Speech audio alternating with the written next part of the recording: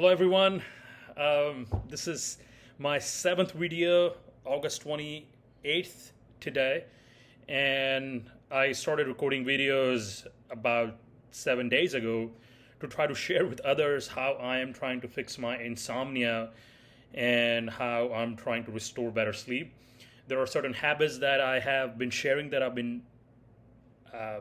that I've been working at incorporating in my day-to-day life, which is meditating, doing yoga in the morning, or at least working out every day in some form, especially in the morning, and at night taking warm shower, meditating for 20 minutes, no screen time for at least an hour before going to bed,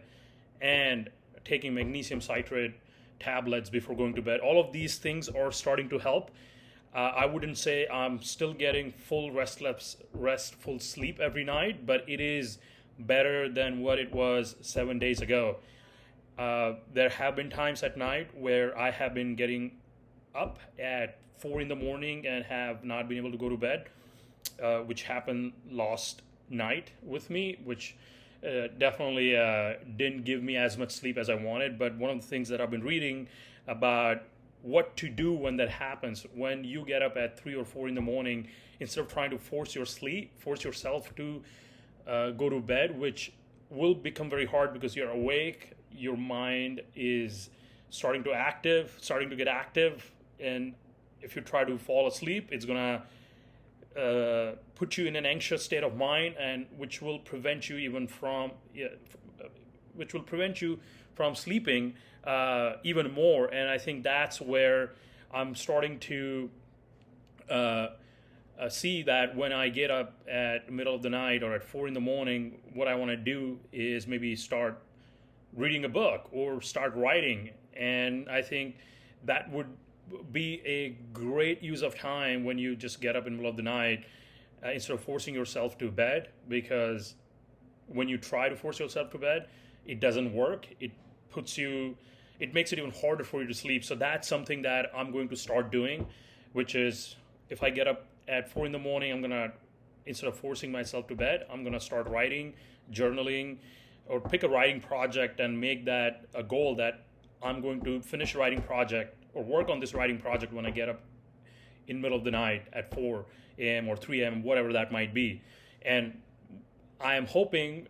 doing that will eventually put me to sleep and will help me restore my sleep cycle. So that's another thing that I'm going to incorporate in my in my modus operandi in fixing my insomnia. One other thing that I've been reading about quite a bit, and there have been tons of articles that have been written about this, as the whole world has migrated or shifted to just working remotely, we as human beings that crave social stimulation during the day aren't getting enough of social stimulation from meeting people in person, or from talking to people in person, or building that connection with people in person that gives you all sort of mental boost, like dopamine or oxytocin, helps you restore your serotonin. All of those things are starting to become a deficiency in our brains, and that's another reason why it's causing insomnia, because your mind is not stimulated enough during the day. It is in the state of understimulation by not getting things that it is used to, which we all were used to prior to pandemic, where we were meeting people in person, where we were doing things in person, especially in work setting, where you would go to work and there would be 40 other people that you'd run into every day at work that that you have built connections with, that you build rapport with, that you build a relationship with. And that is not happening as much, or not at all anymore, for a lot of us. And that's something that's definitely happening in the line of work that I'm in, which is consulting, where I'm not seeing clients of mine at all in person. All of the work is being done over virtual meetings in this tiny computer screen that I'm looking at right now, that we all are looking at all day for 8 to 10 hours a day. And it is taking away that sense of human personal connection that we used to have, which used to enrich ourselves, and which used to provide us that boost in form of dopamine that would keep us mentally engaged, challenged, stimulated. And because of the absence of which, it is putting us in this a state of mind where we are constantly understimulated, which also makes us mind ruminate, makes us have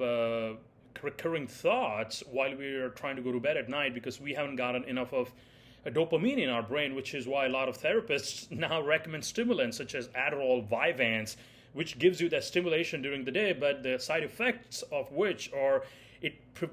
prevents you from going to bed at night. It keeps you awake and puts you in this vicious cycle. So the question becomes, for those that are working remotely, what are some of the techniques or mechanisms where we could continue to get the same level of excitement, stimulation that we used to get